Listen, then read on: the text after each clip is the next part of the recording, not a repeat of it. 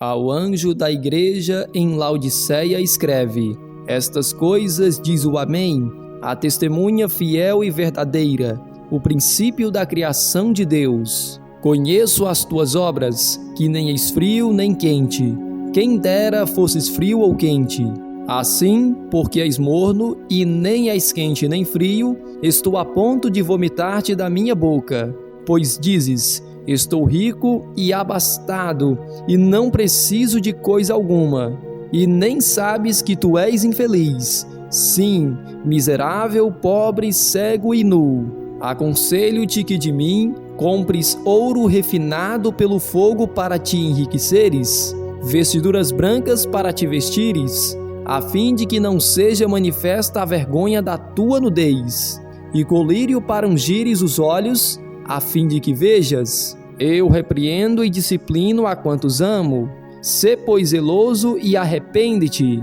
Eis que estou à porta e bato. Se alguém ouvir a minha voz e abrir a porta, entrarei em sua casa e cearei com ele e ele comigo. Ao vencedor, dar-lhe-ei sentar-se comigo no meu trono, assim como também eu venci e me sentei com meu Pai no seu trono. Quem tem ouvidos, ouça o que o Espírito diz às igrejas. Apocalipse capítulo 3, versos 14 a 22. Então aqui nós temos a carta da igreja de Laodiceia. A cidade de Laodiceia, meus amados, fica cerca de 65 quilômetros a sudoeste de Filadélfia e uns 450 quilômetros de Éfeso.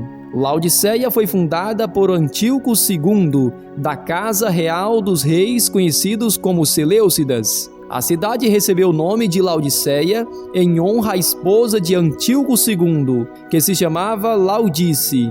Era uma cidade notavelmente rica. Era o centro de um sistema de bancos da Ásia Menor. Os laodicianos eram pessoas que depositavam sua confiança na prosperidade material, na ostentação e na saúde física. Era uma cidade circundada por fazendas, e no vale havia valiosa produção de lãs, de textura macia de colorido negro, mas matizado, por assim dizer, com violeta. Vestes pretas eram quase que exclusivamente usadas pelos laodicianos, como evidência de sua riqueza. Laodiceia também se destacava com importantes recursos de saúde, ostentava notáveis fontes térmicas e banhos de lodo. As águas minerais possuíam propriedades medicinais, que atraíam muitos visitantes e doentes da Europa e Ásia. Estas águas, próprias para o banho, eram imprestáveis como bebida. Fontes térmicas em Hierápolis precipitavam-se por um despenhadeiro no outro lado de Laodiceia, e a água tornava-se morna no caminho. Uma importante escola de medicina situava-se no templo de Caro, dedicado a Esculápio, o deus grego da medicina. Relacionada com a escola de medicina, havia uma indústria para a fabricação de um colírio medicinal especial, que era feita da famosa pedra frígia.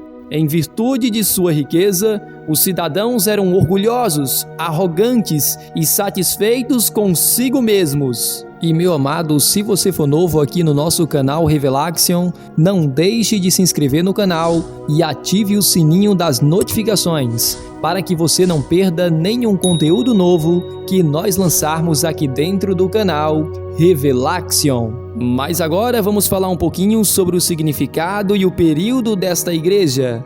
Laodiceia é formada de duas palavras gregas, laos, que significa povo, e dikaios, que significa justo, direito e legal. Logo, a palavra Laodiceia significa povo justo ou povo julgado. Ou também poderia se traduzir a palavra Laodiceia como sendo o povo do juízo.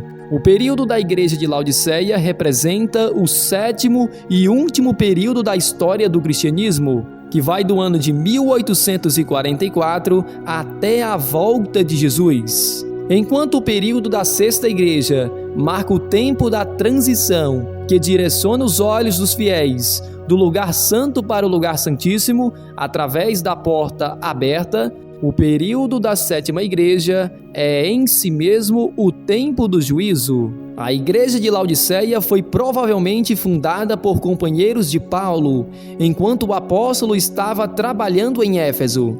Paulo, em sua carta à igreja de Colossos, expressa grande interesse e faz referência à igreja de Laodiceia e também a Hierápolis, conforme está escrito em 2 Coríntios, capítulo 2, o versículo 1, capítulo 4, versículo 13 e o verso 15. Uma carta foi enviada por Paulo a Laodiceia, conforme está escrito em Colossenses 4,16. Paulo pediu que a sua carta aos Colossenses também fosse lida em Laodiceia. A primitiva igreja de Laodiceia gozava de proeminência e importância. Sagares, seu bispo, foi martirizado em 166 d.C.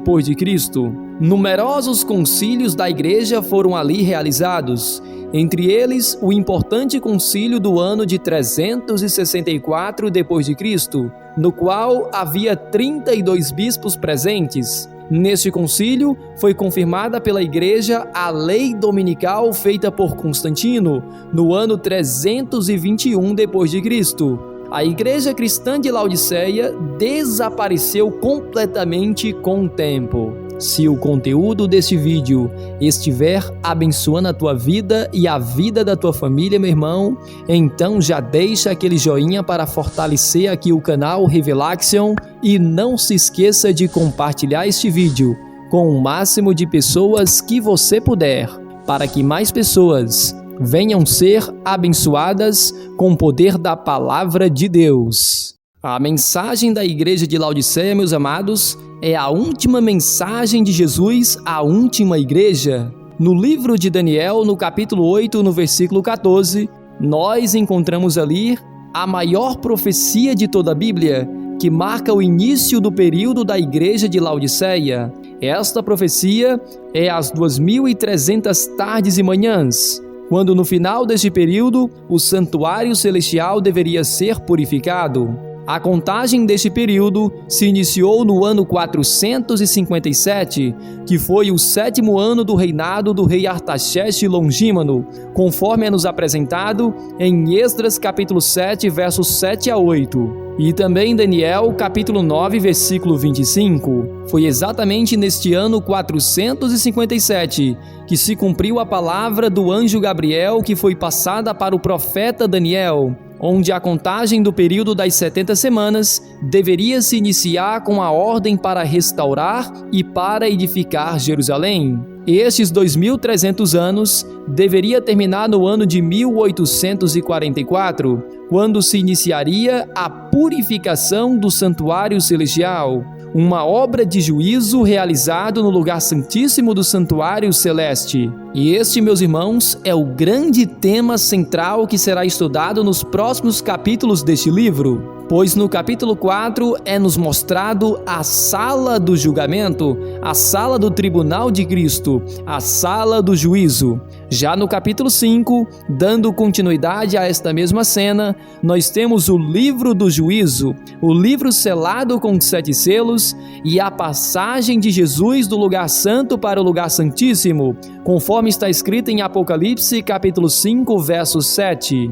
Já no capítulo 6 até o capítulo 8 do livro do Apocalipse, nós temos o processamento do juízo investigativo. E então, no capítulo 8, nós encontramos o 7º selo, anunciando a chegada do fim do juízo, ou o fechamento da porta da graça. Aqui no versículo 14, Jesus ele se apresenta como o fim, como o Amém, a testemunha fiel e verdadeira, o princípio da criação de Deus. A palavra que aparece aqui como o princípio da criação de Deus, no grego é a palavra arche, que tem 2 sentidos, um passivo e um ativo. No sentido passivo, esta frase estaria dizendo que Jesus foi o primeiro a ser criado. Mas, obviamente, esta não seria uma compreensão correta, considerando-se que a Bíblia deve ser explicada pela própria palavra de Deus. Pois nós encontramos outros versículos bíblicos na palavra de Deus, meus irmãos, que nos mostram que Jesus, em vez de ser uma criatura, na verdade, ele é o Criador de todas as coisas. Foi ele quem deu o princípio e início à obra da criação. como está escrito em Colossenses capítulo 1, versículo 16 e 17, onde a palavra do Senhor nos diz: pois nele foram criadas todas as coisas, nos céus e sobre a terra, as visíveis e as invisíveis, sejam tronos, sejam soberanias, quer principados, quer potestades. Tudo foi criado por meio dele e para ele. Ele é antes de todas as coisas, nele tudo subsiste. Colossenses capítulo 1, versos 16 e 17. Um outro texto, meus irmãos, que mostram que Jesus é o Criador de todas as coisas, se encontra em João capítulo 1, versos 1 a 3, onde a palavra do Senhor nos diz: no princípio era o Verbo, e o Verbo estava com Deus, e o Verbo era Deus. Ele estava no princípio com Deus. Todas as coisas foram feitas por intermédio dele, e sem ele, nada do que foi feito se fez. João capítulo 1, versos 1 a 3. Então, meus amados, considerando os demais textos bíblicos que mostram Jesus como o autor da criação, aquele através de quem Deus fez todas as coisas, conforme Hebreus capítulo 1, versículo 2, isto significa que nós precisamos entender o versículo 14 de Apocalipse capítulo 3 num sentido ativo. Isto é, o princípio da criação aqui significa que Jesus é o autor da criação, aquele que deu início à obra da criação, a primeira causa, a fonte da criação, a fonte do poder. Sendo assim, este versículo, meus amados, ele está dizendo o que toda a Bíblia diz, que Jesus, ele é o Criador de todas as coisas. Aqui também nos diz, meus amados, que Jesus, ele é a testemunha fiel e verdadeira. Tudo que sai da boca de Jesus, as palavras que saem da boca de Cristo, é a própria verdade. Como ele mesmo diz em João capítulo 14, versículo 6, que ele é o caminho e a verdade e a vida. Jesus é a própria verdade, é a testemunha fiel e verdadeira. E meu amado, para que eu saiba que você chegou até aqui neste vídeo, digita a seguinte frase aí abaixo nos comentários: princípio da criação de Deus. Desta forma, eu saberei que você concluiu mais um estudo da Palavra de Deus aqui dentro do canal Revelaction. E se o seu desejo é entender mais sobre as profecias do livro do Apocalipse, então clica aqui nesse vídeo que vai aparecer logo aqui nesta tela. E você terá a oportunidade de aprender as profecias do Apocalipse, verso por verso, desde o início até aqui. Então, deixado este recado para você, fique na santa paz do Senhor Jesus. E até ao próximo vídeo aqui do canal Revelaction.